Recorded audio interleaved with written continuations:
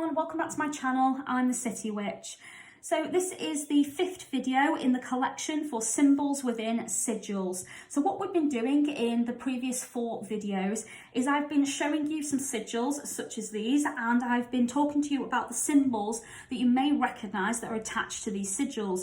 So here we have a diamond, we have a circle. This kind of looks like a V, but that's becoming a heart. So, you know, heart symbol. Then we've got triangles, we've got arrows, we've got X's. What do all these mean? And have they been correctly chosen to embellish these particular sigils? So this one is a karma sigil. This one is an all-purpose love sigil. And this one is about cleansing the body of toxic energy. So sigil focusing on expelling that toxic energy out of the body.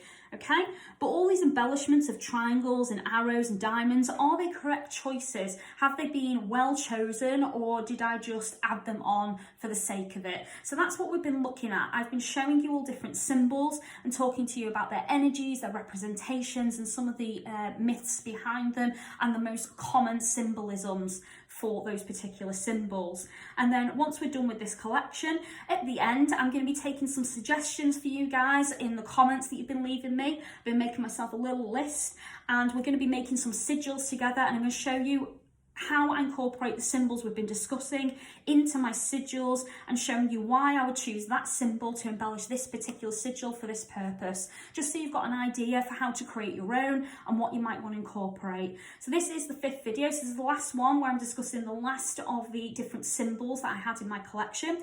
Now this isn't all of them, so if there is a symbol that I haven't discussed and you want to know what it means, feel free to email me or drop me a comment, and I will give you a description or some meanings behind that symbol so that you can consider using it in your sigils.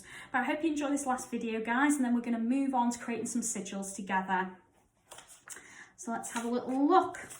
So the first one we're going to discuss is we're going to do dots and dashes. So dotted line, so I'm going to try and make these as dark as you can so you can see them, guys, and dashes. That was kind of hard to see, so I'm just going to raise it up there. So you can see I've done them vertical and horizontal, so you can see how you may view them within a sigil creation. So what do they mean? So first of all, a dotted line can be a path or it can be a border. So think tracks or, you know, animal markings, footprints that they may leave in mud or snow. Dashed lines are definitely borders, so they remind me of that, you know, dashed line in the middle of the road that separates one section of cars travelling one direction from the other section travelling a different direction. So for that reason, it can represent structure, safety. It can represent staying in your lane or moving in within your lane so that you remain safe. Both symbols, so both choices of dotted line and the dash line, no matter whether they are horizontal or vertical, represent energies of guidance, planning, direction, focus, and safety. Okay, and to some degree structure as well, and following rules, because obviously we have the highway code and we know we have certain rules to follow when we're driving, and because the dash line in particular can be in the centre of a road and, you know, you're travelling a certain direction, you have to follow the rules. You can't leave your lane unless you're swapping lanes and indicating that. So there's certain rules and regulations that come with that. So those energies, you might think of those, and they might have symbolism for you that you want to incorporate in your sigil. So what happens if we're looking at closed dot as opposed to an open dot? So a closed dot would be like this. So basically I'm just going to pull that in and make a big dot. So this one is a closed dot, and an open dot kind of looks like that. And you may be thinking, well, isn't that just a circle? No, because commonly when we see circles, you would see them quite large. Often they may have that in it, or they may be like that, where you can see energy moving, or they may be just like that. So those are common images of a circle, or you may just get that. And obviously usually they're a lot bigger. They're not usually as small as that. So that would be an open dot usually, okay? So what do they represent? So a closed dot represents the beginning of a mark. It can represent the starting point of something. It can represent the beginning, the start. It can represent a seed or an atom.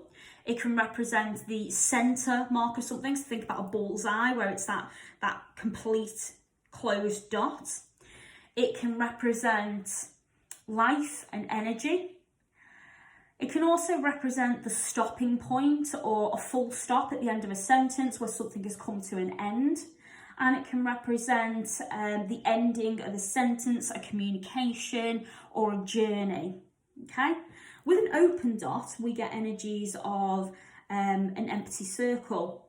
It can be a cell or an atom, just like a closed dot can be, or it can represent a seed or a small container. It has energies of the closed dot, but usually it represents the ability to fill something or an empty space. It can represent containing something or allowing something in. So think of an empty jar or an empty box that's ready to be filled, but you could also consider it full because of the air. So those sorts of energies can be present with that one. Now, another one that commonly you might see is a loop or a ring. So that may look like this. Okay, obviously much better drawn than the way I've drawn it. But a ring straight away comes with energies of commitments because we think of a wedding ring. You can also think of lunar energies with cycles. You may think of contracts and agreements because if we've got commitments, it might not be a commitment between a couple, it may be a promise. It may be a secret between lovers or friends, can represent friendship. These are all agreements, contracts, partnerships, can represent ownership. So if it is a wedding ring, obviously it tells you that person belongs to someone else, therefore a form of ownership, that energy of being mine or, something being off limits because you can't have it because it belongs to somebody else. It's also a binding contract. So think of energies of being bound in some way. So restriction can also come with those sorts of energies. Now, if you're looking at this as a loop rather than a ring, then you may think continuation, looping energy, cycles and seasons. You may even think of completely loopy energy, as in someone who's batshit crazy. You may think of something that's never ending or something that never gives up. You may also think, if it's a loop, of, a hula hoop. So you may be thinking of jumping through hoops. You may be thinking of exercise, movement. You may be thinking of energy being exerted in some way. And you may think of, not just movement, but that continuous cycle of energy and movement, like a wheel going round in circles. Hula hoops, if you keep them going around your body, they'll continuously move. So you've got that looping energy. So kind of like that. Okay? So all those sorts of energies come up with those sorts of symbols. So you can kind of see why a ring and a loop have different energies. However, the symbol is pretty much the same thing. You may see with a ring a symbol like that coming up, and it may or may not kind of look like that, but to me that's too obvious. I don't tend to see that. I tend to see that, and I've heard people say, oh, it's a loop, but I heard more people say it's a ring. So I wanted to give you both examples so that you can make your mind up. And also, it does mean if you're looking at somebody else's sigil, it's harder for you to decide what is it. Whereas if you put that on top, I'd be going ring straight away, and then all the energies of a ring and what that represents would come up straight away, making it too easy for someone to figure out what your sigil is. And often with sigils, we don't want others to know what they mean. We want it to have an impact on their psyche. So we kind of want them to figure it out, look at it and appreciate it, but we don't want them to actually know what it's doing to them and how it's impacting them. The same with when we create a sigil for ourselves. We want us to know what it means, but not the outside world, because we don't want someone nosing what we're doing. So, I wouldn't want to use that because to me it's too obvious. Whereas that one is great because you don't know what it is. It could be a loop or it could be a ring. So depending on what was around it and how the rest of the sigil looked may lead me to believe it's a loop or a ring. But who knows? It depends on how it's incorporated and how you like to design your sigils. So that is the very end of the symbols that I've got for you guys. I know this one was a pretty short video, but I couldn't fit it in my last one, to be honest. I didn't have time. So I thought I'd just do this little mini video just to finish off and give you these last symbols. If I didn't cover any symbols that you believe you've seen within some sigils, as I say, pop a comment and I will get to you as soon as I can, and I will do my very best to answer your questions and give you some insight into what that symbol might mean and what types of sigils I would create using that symbol.